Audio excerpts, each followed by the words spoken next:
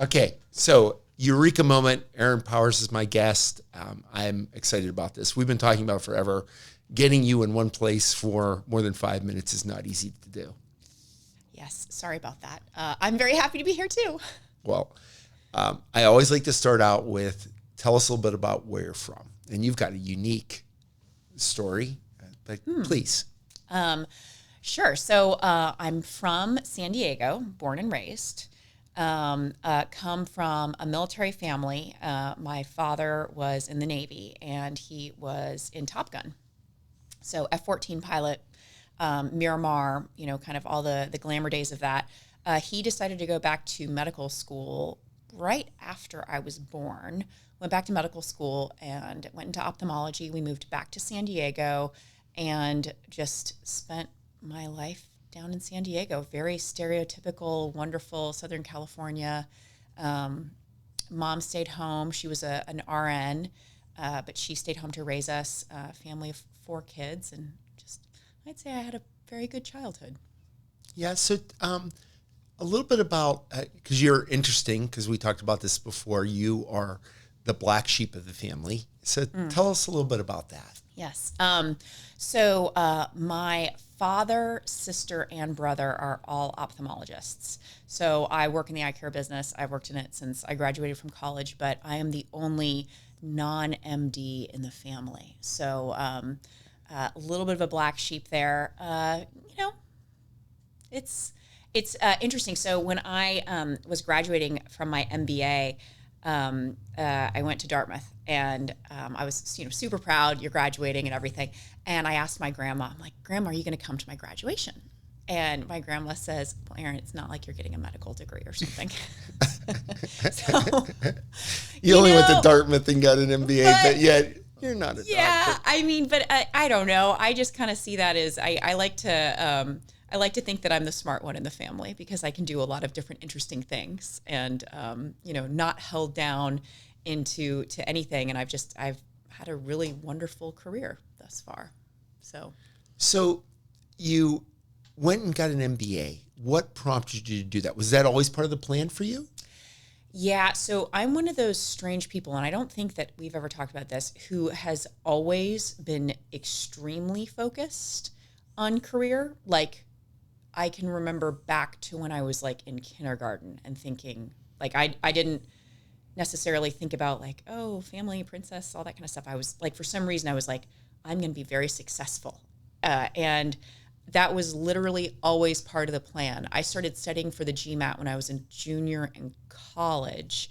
But then when I started looking into schools, I realized that I needed a couple of years of experience to get into some of the programs that I wanted to get into. So yes, that was definitely in the plan. Did you ever think about medical school? So I love answering this question, and I feel like I'm prepared to answer it. But no, so my sister, my older sister, I'm the second of 4, is just a brilliant person. And one day I'll have to introduce her to you.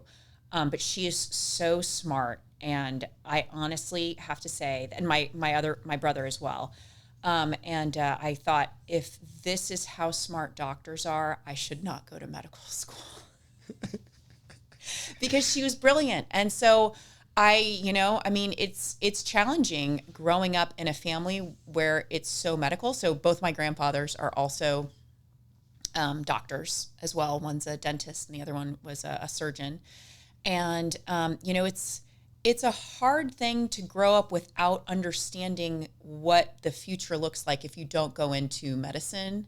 Or, it's kind of when you're a kid, it's like, oh, I can be a teacher or a doctor or a lawyer or a policeman. And you're kind of like, what do you do? But I think, medical school was literally never on the table for me. Okay. So it was a fleeting thought. It just a moment and it wasn't even a thought. Like it was just, I never ever thought I would be a doctor. Yeah. So you had a plan that you're going to be successful. Did you ever define that early on? Or was it just, I'm going to jump into this and I'm going to figure it out? Because I'm always interested in what triggers a decision. Big decisions. Yeah. Like what triggers those big decisions? For you, not being a doctor was a big decision because that's what your family was in the business of doing, right? That's what you what did. we do. It'd be Yeah. like being a rancher and deciding, I don't want to be a rancher. I want to go sell Old cars. school. Yeah. So tell me a little bit about, was there a lot of thought in it? Or I always like to say, or was it course of least resistance? Just sort of happened. No, I mean, that's a really good question. So this is crazy, but like I've always defined success, even from a very young age, as just being able to have a positive impact on people, as altruistic and strange as that sounds. But I think about it from like, how can I be in a position where I can have great impact? And that's as detailed as my thought process was at a young age, I'd say. And then, of course, that articulates into different meanings and drivers as you get older. But that's kind of what I defined it as from being very young. Okay. So you are a very senior executive at a relatively young age. Thank you. And it's no great surprise that you're a woman. Okay. And so talk a little bit about, because I've known you for a few years now, and I've had the great pleasure of working with you in your last role at SICE, and now in your new role. We haven't started to work together yet, but Soon. Soon. That's good to know. But talk a little bit about some of those experiences on the journey to where you're at, because it wasn't easy, right? And I think a lot of women would like to hear someone that's done it in a pretty quick clip and had to deal with the challenges of, especially, a German company. It's not just that it's a male-dominated world in large part, but there's also a cultural dynamic. Maybe you could talk a little bit about that. Sure. So is it okay if I go back a little bit further? Please, wherever it helps to put the story together. So I was one of those very fortunate people who found an industry that I absolutely loved immediately after college. And that was very, that's a gift if you think about it. Because I think that a lot of times people graduate and they're like, I'm not really sure what I want to do. And then, they kind of tread water in certain industries. And then you have to decide, well, do I like a certain industry or do I like a function? And I think for me, I found an industry that I really loved. And funnily enough, that was ophthalmology, right? So even though I'm not a surgeon, I really love working in the business of eyes, right? And so I think that, kind of looking back at that, you always need something that's a true north, if that makes sense, Kurt. And then kind of driving towards that. So let me see how I can better explain this. I started working in ophthalmology when I was 21. And I also had, I would say from a very young age, a couple of gifts is how I would describe it. One, working in an industry that I love. But two is having really wonderful bosses. And then three is having not so wonderful bosses. And that really helps, especially from a young age, define your aspirations and goals for what you want to do. And what you don't want to be. And what you don't want to be, which is equally as important, right? And, I think that my one true north, I'll say it, is the love of working in an industry that gave people quality of life. And so when I went back to business school, and I, that, as I said, that was always in the plan, I actually ended up doing my summer internship for Genentech. Great company, like wonderful experience. Oncology, I worked in, probably the one area that you really want to work in because it's the primary focus of the company. And I had this really weird realization that what I was giving my patients was quantity of life not necessarily quality of life. And at that moment, it crystallized that I really wanted to go back into ophthalmology. And for anybody that knows Genentech, they know the blockbuster drug Lucentis. And I always joke that I would look down the hall and see the Lucentis guys like popping champagne because they worked in ophthalmology, and it was like this wonderful, kind of environment. And I needed that back in my life. And so knowing that helped understand what I didn't want to do, right? So that drove me back into ophthalmology. I joined Alcon, and that I joined probably during the most tumultuous time of Alcon's history, which is, when the Novartis acquisition happened and lots of changes there. And please interrupt me if I'm going on for too long. No, it's because I think it's the thread that gets you to why and how you navigated the challenges when you got to Zeiss and you. So I know the story, but I think you have to get a little bit of the context, it a little bit. Right. Yeah, and so the funny thing is, so I would say that before I went to business school, I had loved my job and I loved my industry, but I wasn't married to it. I was kind of like, I like healthcare.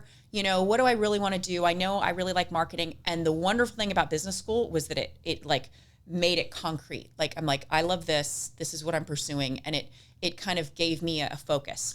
And then I got to believe, like, doing an internship in oncology, you think, wow, oncology, that's where all the money's at. Totally. Right? Was that what prompted it? Oh my gosh. And I was like, oh my gosh, I really need pharma experience, biotech, the great wider world, Genentech, it's wonderful. It's right? the Holy Grail. It's the Holy Grail. Until you find out the Holy Grail is really a wooden cup. Yeah. Right? And you're like, oh my gosh, it's kind of one of those things that, like, I'm so glad that there are people who love that industry, because if everybody were like me, like we wouldn't necessarily have the great minds that we have working in that industry, right? So I joined Alcon because when you graduate with a business degree and you're like, man, I want to go back into ophthalmology, you want to join the powerhouse, and that's Alcon. And so I was super fortunate to have just like amazing people over at Alcon who brought me on. And I walked into that building, and on the first day I was like, I'm going to be the CEO of Alcon. Like, I'm in. I'm going to bleed Alcon blue until the day I die. This is it. I interviewed with Alcon. I flew down from Boston and interviewed there for 8 hours and flew back and decided to move to Fort Worth without ever having seen the town, like other than like a drive through the freeway. So I was in, like I was married to Alcon kind of thing. Fast forward, and things don't always turn out as it seems. And again, you kind of experience those, like, this is a great moment in my career, and this is what I never want to be in my career. And I left Alcon after like 4 years or so. And it was a very weird transition. But I think that was when I another key learning in my life of really don't like corporate politics. I am not a political person. But it's hard to get away from it, the path you're choosing. It is, but I think that's also who you surround yourself with. And I think it's, to be honest, I think it's corporate culture driven. So I always struggle with the corporate culture concept, because definitely companies have personalities. Yep. But cultures exist within the company. Yep. Right. So you can work in a part of the company that's delightful. Totally. And you agree. can go to another part of the company that's just a nightmare. Right. And I see that in great granularity. Yes. Right. I even see it within teams within organizations, totally large, So that being said, so you leave Alcon. Yes. You end up at Zeiss. Yep. End up at Zeiss. Wonderful experience. Worked for, I would say one of my mentors in life, Jim Mazo. And he hired me in. I like to think that Mazo gave me my first big break. So I was interviewing for this position with Jim, and Jim's known me since I was 21, because when I was with Vizex, he was the CEO of AMO acquired Vizex, et cetera. So Jim's seen me from like when I feel like I was like a little kid, kind of situation. And he talks to me and he's like, Erin, I'm taking over at Zeiss, and I need you to start the professional education division. And I'm like, bold face, like, I can totally do it, Jim. Like, you know what I mean? Just like, absolutely. You know, every part of me is like, yes, I can do this. Right. Right. But knowing that going into it, I had extremely limited management experience. Like really, you know, I mean, like, I wouldn't say that I was a tenured leader at that point in time. Right. And so joined Zeiss, and that was an incredibly fun journey. Like I have... How many years were you at Zeiss? About 5. Okay. So I worked with you probably the last 2.5. Yeah. Half of that. Yeah. Right? With your teams? Yeah. Mm-hmm. So you'd had a little time in game. Yes. And then we met through Michael. Yep. Michael Onishek. Another mentor in life. Yeah. Yes. Great guy. Yes. Just the best of the best, right? Absolutely. Yes. And so, so we met, and Kurt, I'll never forget it. I like put off doing the assessment for so long because I was so nervous about it. And I think that Kyla knew, because I probably was like, oh, I never got the email. And she's like, bullshit. Oh, yeah, she knows. You got the email. Yeah, and I'm like, oh, I'm so sorry. I think that like out of my whole team, I was the last one to actually do the assessment. But so at Zeiss, I came on board, and Zeiss was like such a critical time in my career and my life.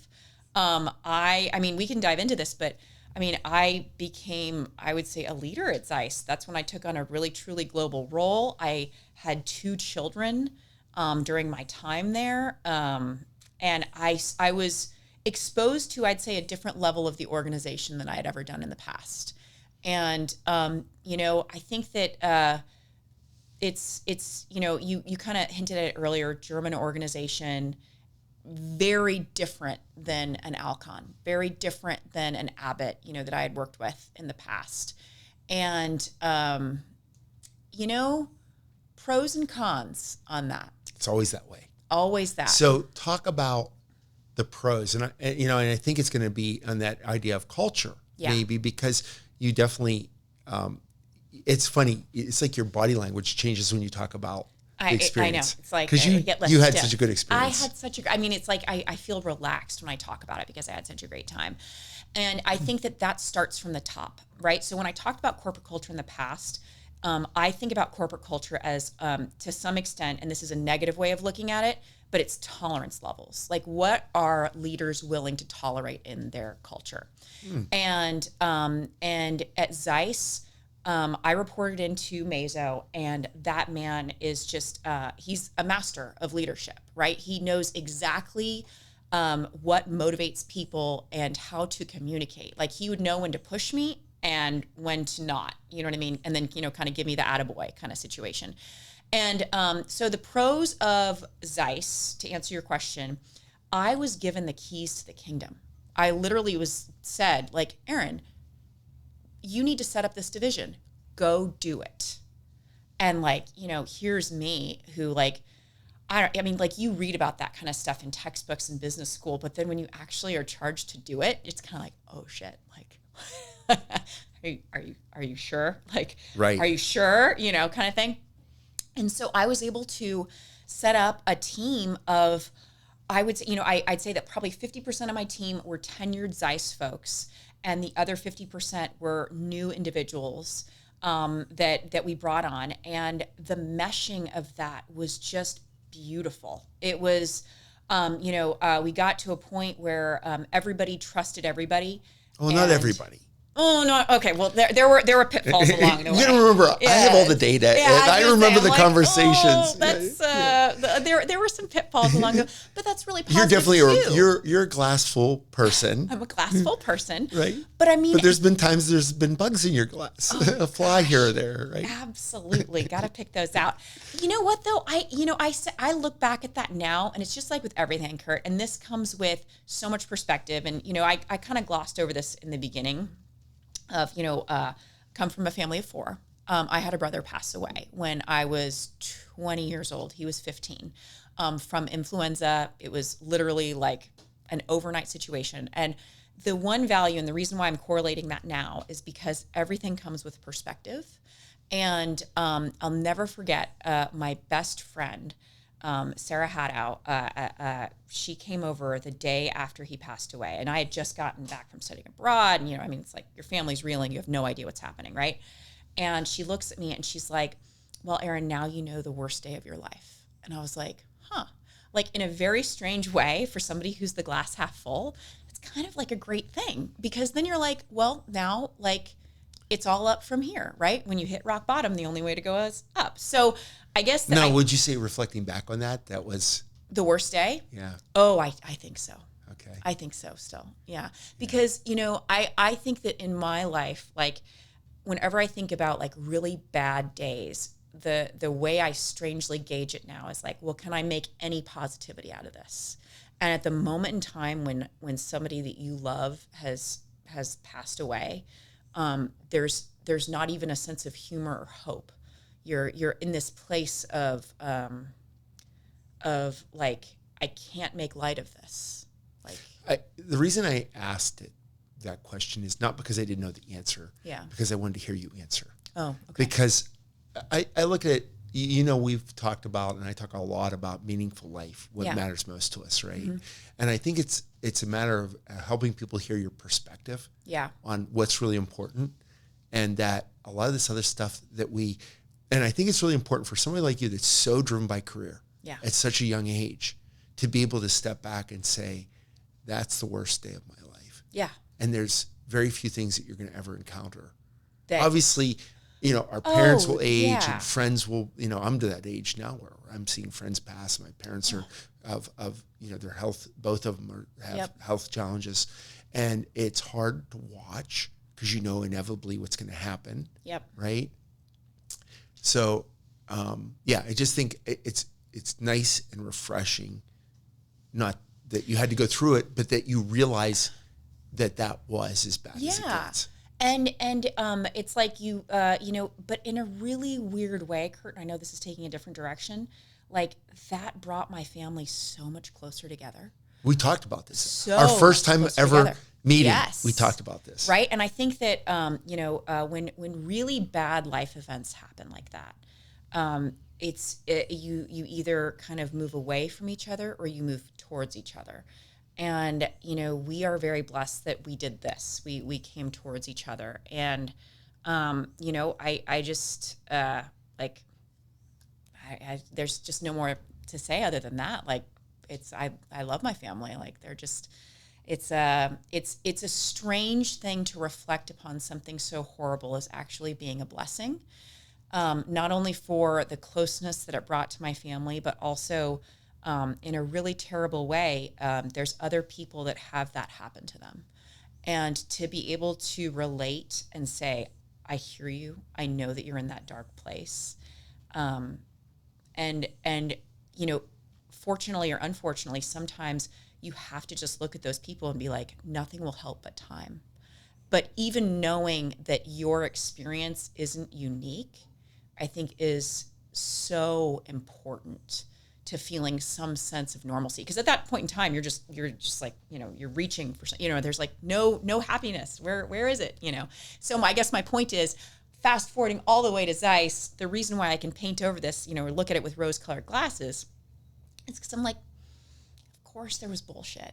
Of course. You know what I mean? Like, right. Of course there were those moments where it was like, oh my God, you know what I mean? Like, kind of the panic moments of like, something's happening, or, we need to fix something like this, or, that there's a problem that's just kind of like eating at you that you need to take care of. But at the end of the day, it was a great experience. It was wonderful. So what prompted you to leave? No, wait, before we go there, talk about the progression in role and responsibility. Because you had a moment where there was that you were questioning what to do. And I think you were questioning whether you were being told one thing, but you felt something different, and you were having a hard time reconciling that. So, yeah, this was a weird situation. During my time at Zeiss, I received a promotion, and it didn't necessarily come with everything that I thought it was going to come with. And I'll speak in generalities and try to be a little bit more specific and not, again, my time at Zeiss was wonderful, but,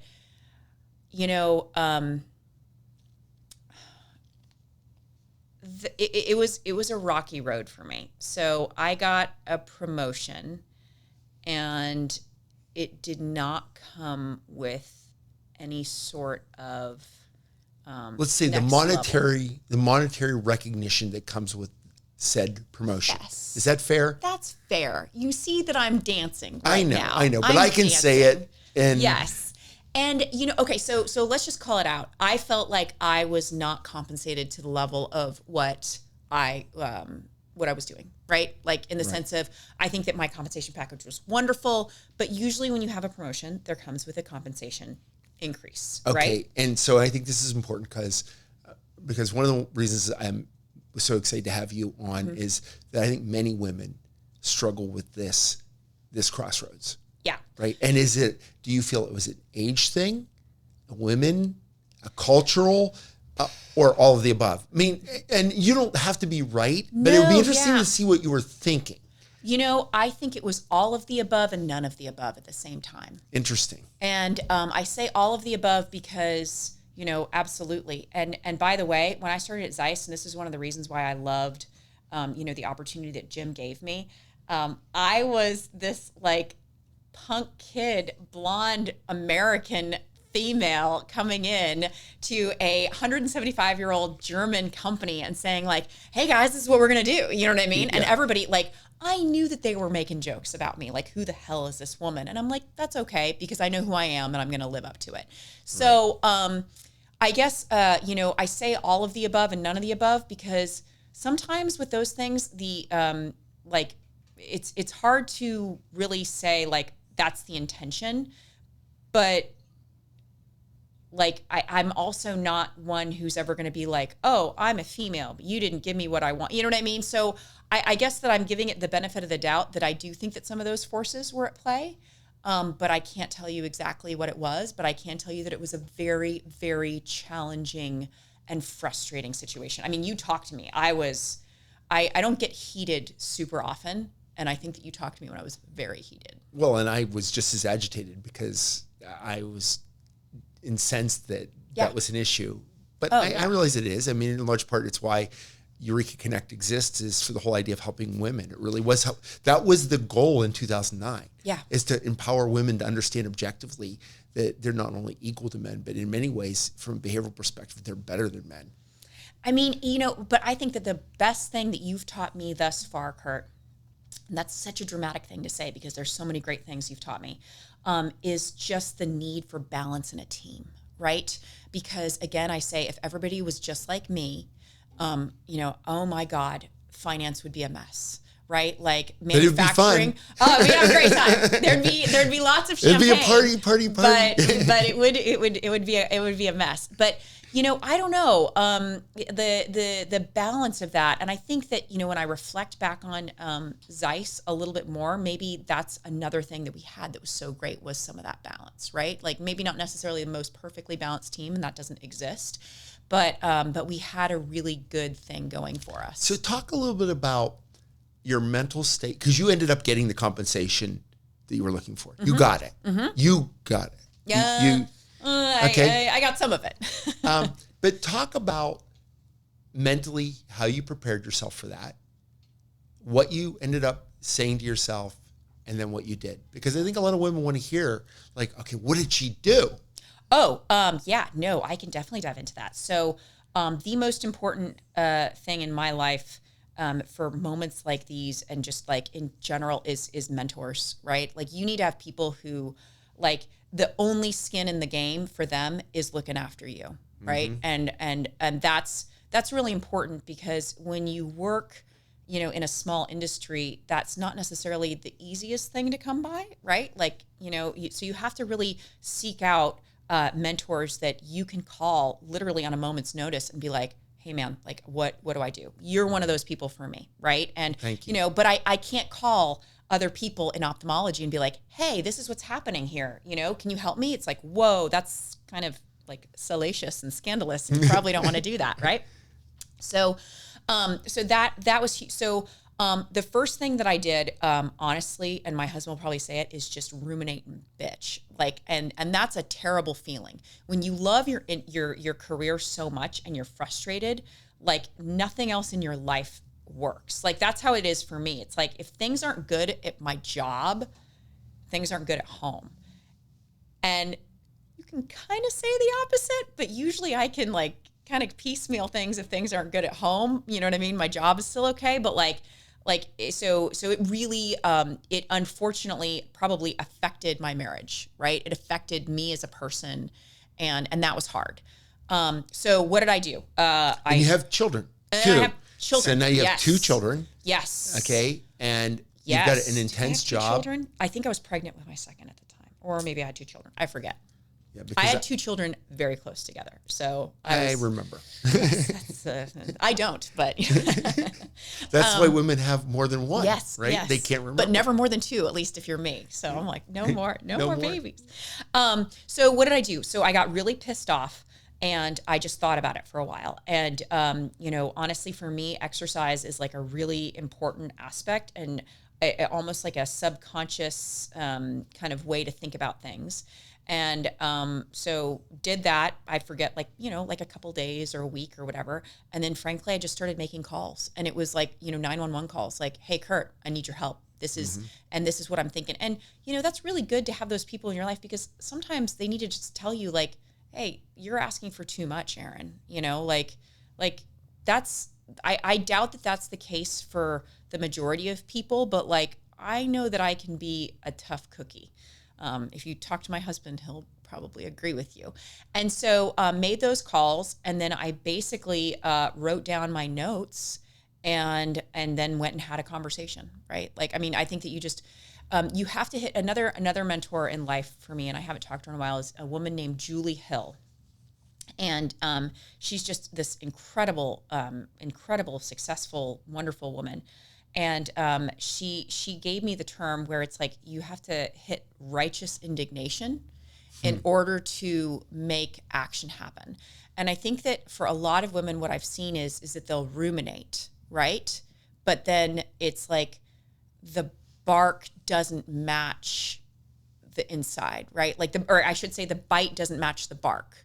Like you need to take what's inside of you and be able to articulate it in a manner that is non-emotional and eloquent enough to demonstrate your feelings. And that is getting to a point of righteous indignation where you're like, I'm not going to sugarcoat this. Because at the end of the day, Kurt, I'm not worried about your feelings. I'm worried about the fact that this is an unjust situation, and I need to tell you and articulate the situation from my side. That's... I think what's important too is we talked a lot about how the process of what you did, right? So you prepared yourself, and you're talking about this preparation. Yeah. Like aligning what you're going to do now with what you feel and what you think and what you believe and what you know. Mm-hmm. But then there's the action, right? And I think it's really important because you had to like get on a plane and go meet with somebody. It wasn't like you could just pick up a phone. Oh, yeah. Like you could have. I could have. I mean, my advice was you like, and I don't know that you didn't see it the same way I did, but I said you got to go in person, right? Yep. You can't do these kinds of things over a phone. Yeah. So talk a little bit about that, because I know my own daughter this week is having a little thing at work. It's just a little thing. It's, you know, she's a junior scientist at a biotech company, but a little something came up, and she said, well, I'll send an email. And I'm like, nah, you work in the same building. Yeah. Make it walk into their office. Well, and it's funny that you say that, Kurt, that it's a little thing, because I think that little things for your daughter are so critical in terms of how it's like running a marathon. Your daughter is running her first 5K this week, but you have to learn how to run 5Ks before you can run a marathon. So handling those situations right now, even though they're seen as small, are so important to build your confidence and competence on how you're going to handle those situations when there's more skin in the game, you know, chips on the table, however you want to say it. Okay, as a sidebar, I'm going to have you talk to her about this, because happy to. Yeah. I'm really proud of her, because it's something that involves her team, but not her. Yeah. Like she was pulled out as the person. It's not you, right? But she feels I'm the team. I'm part of the team. I have responsibility to my team members.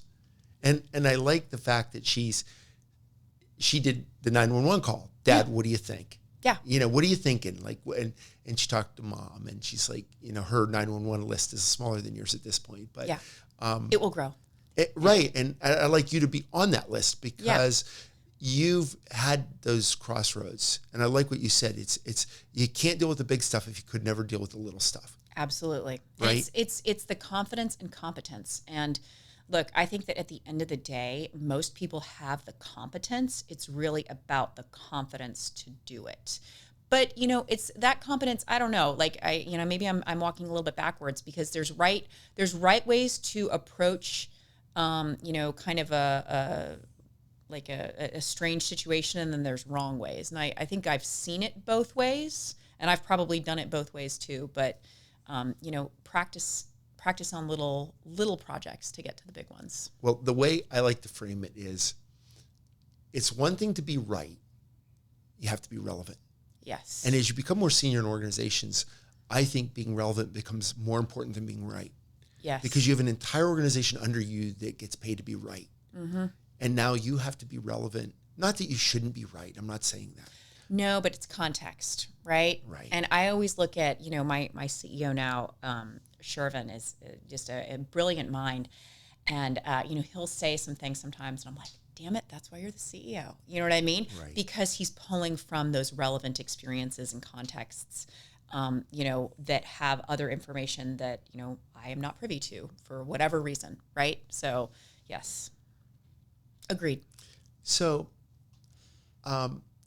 senior executive at BVI, right? So you've left Zeiss now, and you've got. Oh, can I finish? But I want to talk more about like come to the table, ladies, and yes, do that. Yeah, please, real fast. I don't think that I finished up my point.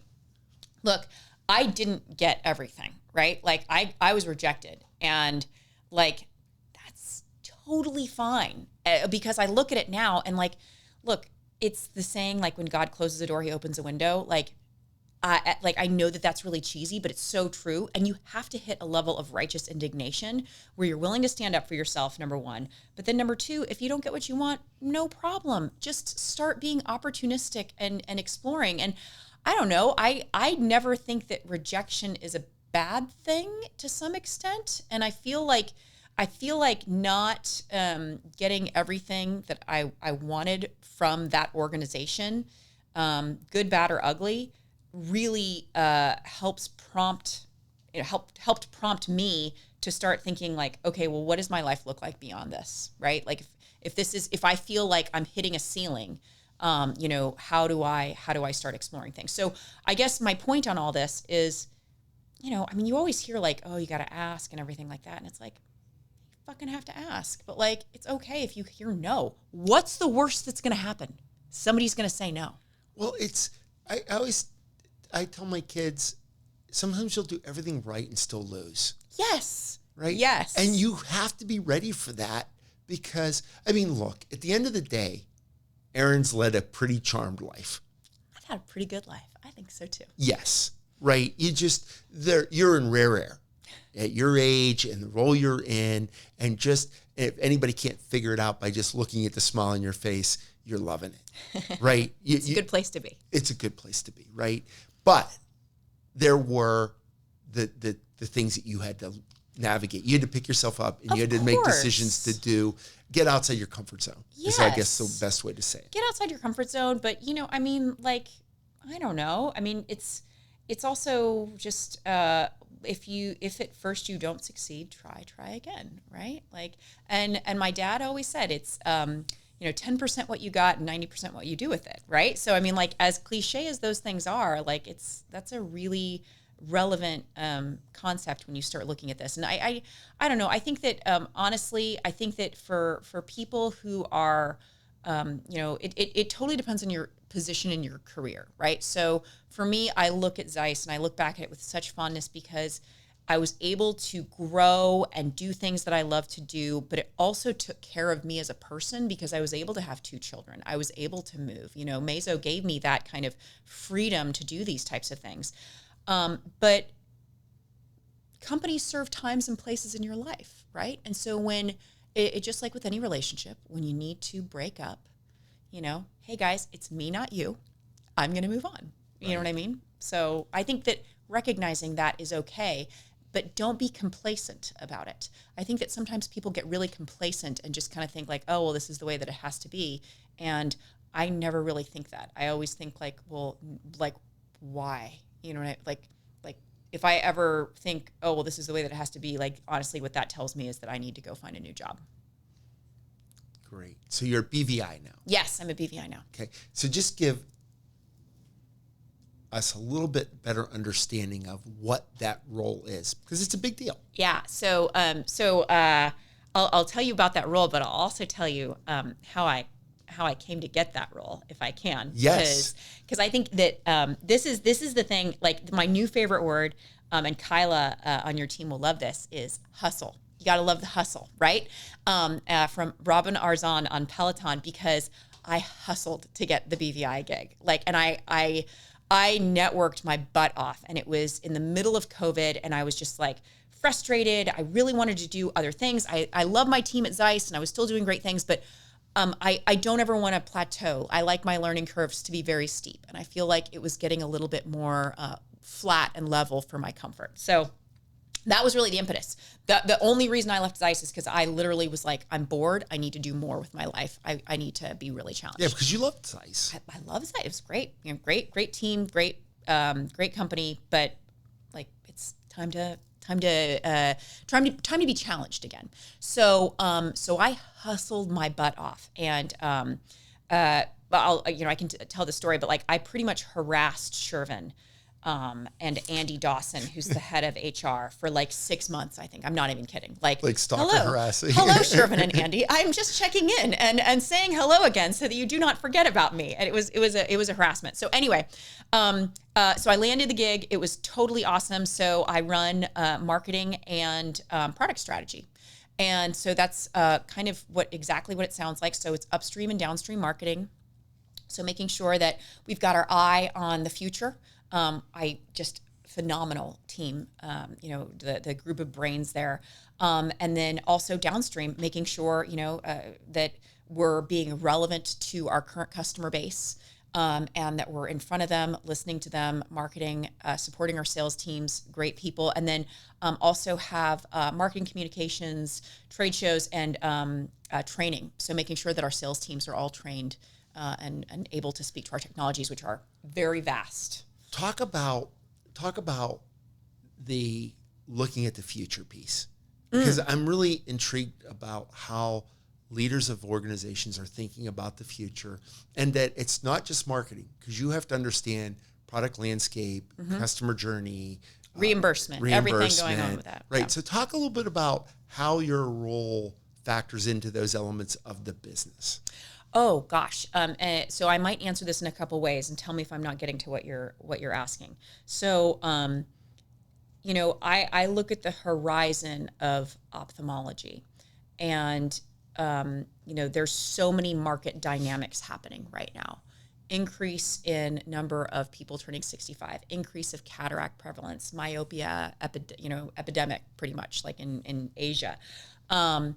But also extremely exciting technologies, lots of innovation coming out, but also consolidation on the corporate side of industry. So companies buying up smaller companies, but also on the practice side, hospital systems, private equity coming in, all of that. Reimbursement is changing, right? With the increase in patients, that doesn't mean that the governments around the world can just continue to pay at their certain, rates. So we're seeing this like weird paradigm of more patients, reduced reimbursement. And that's like a huge red flag to me, Kurt, because I actually wrote my thesis about this to get into business school. We want our surgeons and our medical professionals to be extremely well compensated. You want the smartest guy in the room or the smartest girl in the room to be your doctor. We want those brilliant minds on that, right? What do smart people do? They go to where they're going to make a good living and have a good quality of life. If we continue to reduce reimbursement and take money out of that sector, we're going to see a shift. And that's a bad shift for society. We're seeing it. We're seeing it, right? Like, right? But that's bad for society, right? Like in the long term, medical schools are still really hard to get into. We're still getting great minds, but I'm talking about like 30 years, 50 years down the road. You don't want it to be like, oh, it's like, you don't make that much money as a doctor, so who wants to go into that profession? Right. Kind of when thing. I can go work on Wall Street or do something. Exactly. Right? Smart people can do a lot of Smart things. people can do a lot of things, but we want to make that an attractive profession. So my point is that all of these different things are happening. We need to make sure that we protect the integrity of the medical profession. And by that, I mean making sure that we provide, good reimbursement to surgeons. And I can talk more about like, patient elective type of surgeries that, technologies that we're providing on that front. But we also need to make sure that we continue to advance the standard of care, right? Like this can't, like there's weird balancing acts is what I'm trying to say. So I always want the standard of care to be excellent. We can't just put a pin in it and say, okay, well, that's going to be the standard of care and we're not going to innovate there. We're only going to innovate on the elective surgery side of things because that's where the revenue source is, right? So my point is that when I look at upstream and I look at the horizon of ophthalmology and of healthcare, it's just being able to be comfortable with the fact that there's a lot of moving variables, and you just need to be able to synthesize that data, triangulate it, for lack of a better term, and start thinking, okay, not only how can I help ensure my company's future, how can I help the profession and help patients? Because at the end of the day, it's all about the customer, right? And so how do we help surgeons and how do we help patients and how do we exist? You have multiple customers. We have multiple customers. Right? You have third-party payers. Yep. You have the institutions. You have the clinician. Absolutely. Right? You have the patient. But we have the nurse, the OR staff, the different techs. I mean, it's like... And their motivations are all different. Motivations. Their drivers, their incentives, they're all different. Absolutely. But at the end of the day, there's common truths that bring us all together, which, and call me glass half full, but we're all in ophthalmology because we love the quality of life that it brings to our patients, right? And that to me is such a fundamental foundation that, that I just think that, we're very fortunate to be working in a space where people pretty much align for that vision. No pun intended. Yeah. So let's jump back into a little on what it's like to be a mother, a wife, and an executive. Because that's a lot to juggle, and it always hasn't been smooth. Oh, gosh, no. And first of all, I will never accept the term executive just because I feel like I'm still like, I don't know. I can't see, I still see myself in like sitting in my yoga pants in front of the computer screen. I think of executives as the women who wear high heels even at their homes. And I'm like over here in my like tennis shoes and stuff like that. But you know what? I think the reality of it is you've always seen yourself as that person. What did you say when you first day at Alcon? I'm going to be CEO. Yeah. You see yourself that way. You just define it differently than true. Historically we've viewed it. Yeah. Right. You look at it and say, I can set the tone for a different type of executive. Yes. Right. Well said. Yes. So talk a little bit about that. I asked you before we started taping, what would you want to have known 10 years ago that you now, as a woman that was pursuing a career, and you get married, and then you at some point decide you're going to have children, and then it's a wheel falls off here or there, right? Yeah. Oh gosh, or several. Got to rebuild the engine. 10 years ago, I had just graduated from Tuck, 10, 11 years ago. And I had decided that I was going to be completely career focused and never get married. And that was it. That like, I'm done with dating. I've dated a lot in my life. And I was like, you know what? just like, it's great, but I don't need it. And then you and Steph have to meet because Steph said that too. She said, you know, she goes, I don't need men in she my said life. that, she goes, we were having dinner and she said, who would have thought 30 years later, I'm still eating dinner with you? It's not a bad person to be eating dinner with. I think that Steph and I can agree on that.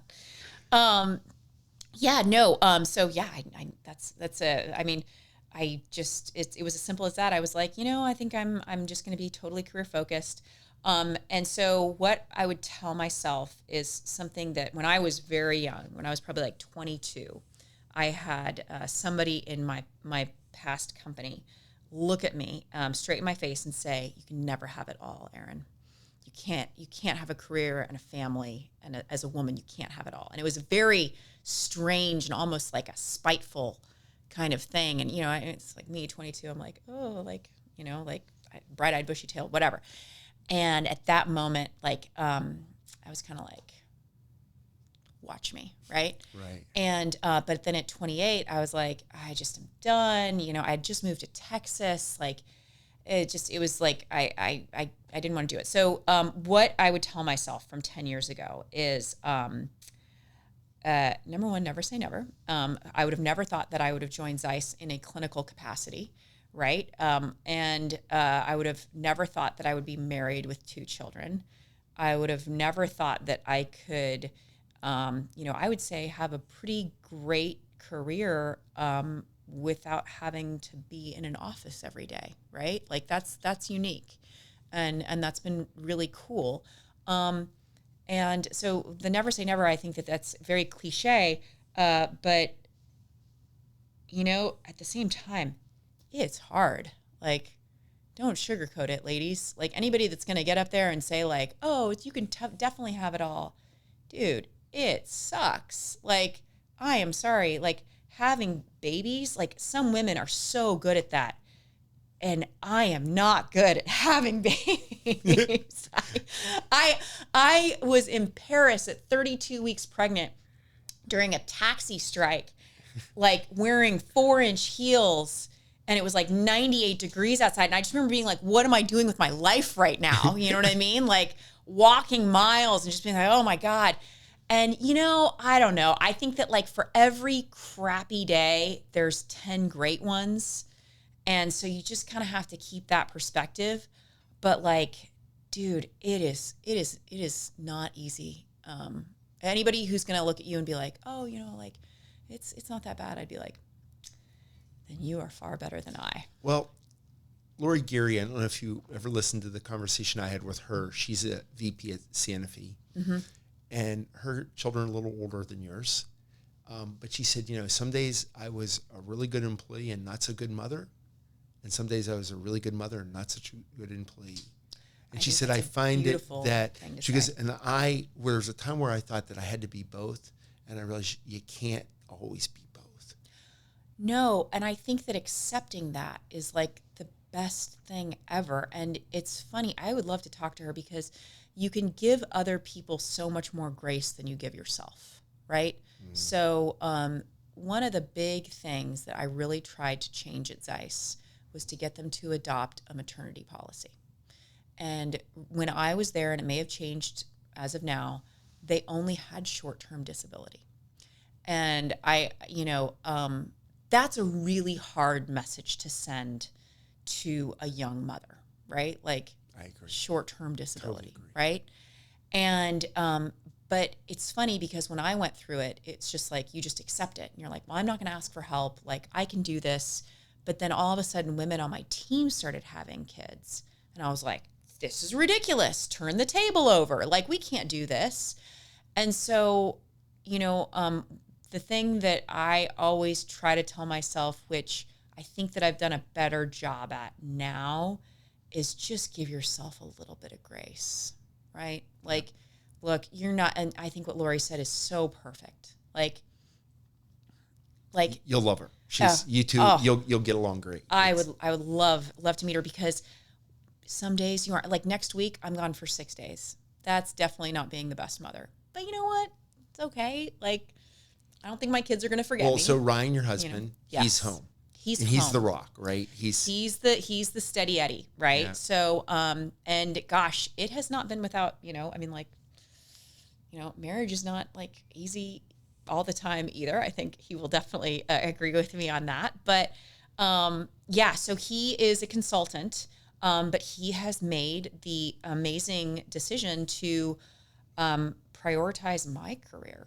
And the way that I describe it is, and really, I think that having this insight in any relationship is so important, is he likes his job. I love my career. And that's different. Yeah. Right? And, well, I had the great pleasure to meet him not so long ago. Yeah. And marriage is a partnership, right? I mean, I found the perfect partner for me. Yeah. I couldn't ask for somebody that was just there at every turn and every little thing that I threw at her, and she just took it and dealt with it and was always supportive, and probably wasn't always in love with those decisions that I made, but she never wavered from being there. And, you always, as a partnership, you have to figure out just who's going to play what position. Yep. Right. And in this day and age, I think it's really good to find people that are figuring out how to do it differently than the convention would dictate. Yes. And that's hard, right? I mean, we live in Texas, right? Like that's not, I would say, the most progressive environment in the world. And the fact that Ryan is so supportive of me is, just amazing. But I mean, Kurt, like I say, like, anybody who's gonna, except for you did tell me that, like, your marriage has been a breeze, in which case I say I need to talk to Steph. Yeah, because I honestly, I guess it's because who she is that I would say that. I don't know if she would say the same. Yeah. I don't know if she looks at it the way I did or do. But I have never found it hard. Not to say we haven't had our challenges. I wouldn't say challenges. We've had to navigate things, but we were always lockstep in how to do it. Yeah. And she had it tough growing up because her dad died when she was 4, and then she had a stepfather, and we could get into that. That's Another podcast. I'll interview you. More than a podcast. That would be multiple. It'd be part 1, 2, and 3. But she has been resilient in what she dealt with as a young child and how she navigated that. And so the thing is, we've always been there for each other. And I think that I would have to say she's there more for me than I was for her at times. I left her many times with 3 kids, and I'd be gone for weeks. Dear God, right? Kurt. And she'd have 3 kids in diapers. An angel. She is. She is an angel. Yeah. And I know that's not easy. Yeah. You know how hard that is. So, you're sort of on the other end of that. So we're on the other end of that. My kids are almost 3 and almost 2. They're 14 months apart. We had a miscarriage at 12 weeks. The first time we tried to have kids, which, people are like, why the hell are they so close together? And it's because we thought, oh my God, did we wait too long? I had my first kid at 35. And, it's funny because as a woman, you think to yourself like, oh, I'm not having kids. And then all of a sudden when you decide to have kids, you expect your body just to participate. Like, oh, okay. Like, I am ready now. Let's do this. You know what I mean? And it's like, oh, it doesn't always work like that. Right. So we had them back to back because we knew that we wanted at least 2. And so we were like, hey, let's just kind of, like, for lack of a better term, get this done, And ladies, I don't recommend that. It's not the easiest, but yeah, no, I mean, look, it's been hard. Skylar is my eldest, and for her first year, I was gone probably 75% of the time. Right. So at 3 months, I started traveling again and stopped traveling, at 32 weeks or 36 weeks. I forget when. And then with Summer, the change is that she's kind of a COVID baby. She was born in December of 2019.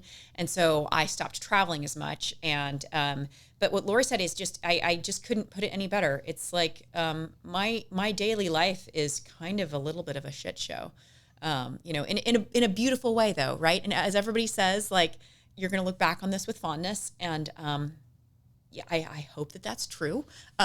We are in the middle of it. But look, I mean, and with Ryan, like, I don't know, Kurt, like, it just, the reflection upon 10 years, I don't think that I'm in any position to ever give people advice because I haven't figured it out myself. And the one thing I'll say about marriage is my grandmother and my grandfather were married for like 70 years. I mean, just like she passed away a couple years ago, and it's just like the definition of like romance, like just wonderful. They got married when she was 19 and they had 6 kids, and it's just like this wonderful, beautiful life together. And I asked her one time, what was the key to a successful marriage? And she looked at me and, you know, I thought she was gonna be like, oh, love and understanding and like all these warm, touchy-feely things. She's like, commitment. That's it. That's the key to successful marriage. And I think that, you know, the thing that I'm experiencing now is I love my husband so much. Sometimes we don't like each other, but we still love each other and we're committed. And that to me has kind of helped because it's like, you know, I mean, like, some people are like Kurt and have Hollywood romance and like my grandparents for the rest of their lives. But for us, I think that, you know, trying to balance 2 careers, 2 young kids, travel schedules, all that kind of stuff. At the end of the day, sometimes the logical side of my brain is just like, all right, we just got to get through it. So I wouldn't say it's romance 24/7. Anybody that's been together for 30 years would say he's lying. We've only been there 7 years, and it's like, oh, you know, it's romance sometimes. But I will tell you this. My mom gave me some good advice, which was, she said, when you get married, you have a beautiful open field. Yeah. And she said, the first time you have a fight, if you decide to put a rock in that field, and every time you have a fight, you put another rock, because you get to a certain point in your marriage where there's a wall and you can't see each other. Yep. She said, don't put rocks in the field. And I think that's what the 2 of us have done really well. Yeah. Which is, it's not always a romance and it's not always, you know, love and bloom, but we respect each other enough that I can't think of any rocks in my field. So I think one thing that, you know, and I think that this needs to be talked about more is just how great counseling can be when you're coming up against some of those rocks. You know, I remember talking, you know, there's lots of taboos for women to talk about in business. And, you know, like, oh, you know, like I have a great life. Like, look at my Instagram or something like that. Oh my God, no, that's not me. But like, you know, my pictures would not be that perfect, but, you know, trying to be really open and transparent about the peaks and the valleys, you know, one being like our miscarriage, right? Like that was a horrible situation. Ryan and I have had some significant valleys, as you know, and so we see counseling, and you know what? I love it. And it's funny to me that, and funny is not the right word. It's sad to me that that's still a taboo subject for a lot of people. When I look at it and I say, you know, in today's world, we read all about like bringing your true self to work and transparency. And to me, showing some of that side of myself is really important so that people understand, I guess, my lack of perfection and maybe give me a little bit of grace, but also, you know, hopefully they'll open up to me and we can develop better trust kind of together. I think the vulnerability as a leader is one of those just great attributes that separate the ones that are always good from the ones that can be truly great and inspirational. So I know they're telling me we need to wrap it up, but I've got one more question for you. Please. Okay. You've used the word grace a couple times. Oh. And I'm really big on balance in life. Talk for a couple minutes about the idea of spirituality and how that plays into balance with you. Because we've talked about this. Yeah. And I just want to bring it up, and we're going to have to do this again because I could ask you I have 100 questions I want to ask you that I haven't gotten to. Only if I can do it for you one time. I want to sit down and interview Kurt. Oh, we're going to have Kurt's Eureka moment. It's not supposed to be that. Yes, absolutely. So I love the word grace, right? Because even the way that you say it, I don't know. When I say grace, I physically get a little bit more relaxed. And to me, this is a side of myself I don't share with a lot of people. I am a very spiritual, faithful person. I was born and raised Catholic. My mother's So my grandparents on my mother's side had 11 children. So you can say we were a little bit Catholic, Kurt, on that side. But, my father's side of the family, Lutheran, and just very, very religious, in a, I would say, a wonderfully inclusive way. And, I don't know. I think that having a foundation in God, to put it very directly, that's, I talked a little bit before about having a true north. And my true north maybe in my career is, hey, I want to do right by people. And that's a really broad category, right? And I love ophthalmology, but if I look at the larger context of my life, like it's centered on God. Like to me, it has to be. And I can look back at portions of my life when I was disengaged and, from a spiritual side. And those are challenges. Those are struggles for me. And I'm not perfect, but I did have one really interesting revelation one time. And it was when I was practicing yoga. And I used to do these like awesome 90-minute heated yoga sessions. And it was just like the best thing ever. This is pre-kids, when I could wake up on a Sunday morning and just like, go and have these like wonderful epiphany moments and all that kind of stuff. But my epiphany when I was in, kind of the end stage of yoga was, anytime you feel disconnected with God, right? And I think that everybody kind of feels that sometimes, whether you're spiritual or not. When I say, like you feel disconnected with life, with like, what am I doing here? Like, what is this? Those are man-made in the sense that God's not disconnected from you. You're disconnected from God. You stopped listening. I stopped listening. And knowing that in a strange way, Kurt, that's kind of in my control.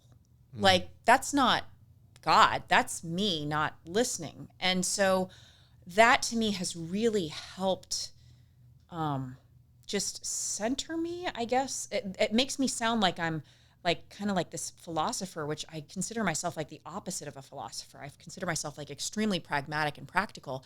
But I guess that having a relationship with God is the only thing that I know I can count on to always point me in a true north direction. So it might be, you might have a shitty day at work, you might have a shitty day at home, but like, I guess that it's kind of having that perspective again, right? I always, I'm Catholic. You and I share very similar beliefs around religion and God and the importance of God in our lives. But I believe my wife is not Catholic. Our children were raised Catholic, but my wife is not Catholic. And I think our children have different views on religion in their life. Mm-hmm. Some much stronger than others, right? Yep. But I believe that anybody that believes in something bigger than themselves, first of all, that's the starting point for me, is just to believe and understand that there is something quite much bigger than ourselves. I think the other thing I've been reflecting on over the last few weeks, somebody that I've been working with is pretty, low stability, low expertise, which is high stress, inverse relationship, and expertise, low confidence, and energy, little down, maybe because of the stress, right? Yeah. Or lack of confidence. And I asked him a question. I said, when you have a conversation with yourself, we all talk to ourselves. You're going to leave here and you're going to be having a conversation with yourself until you get kidding? your I can't who get event. myself to shut up. Like, shut up, Erin. Like, but the question is, are those conversations happy or sad? Yeah. And that's where grace comes in. I think that when you remind yourself of God, it helps you to lean on the happy and joy and benefits and the great things in life, and not dwelling on all the other stuff. The other stuff's there, and you got to deal with it.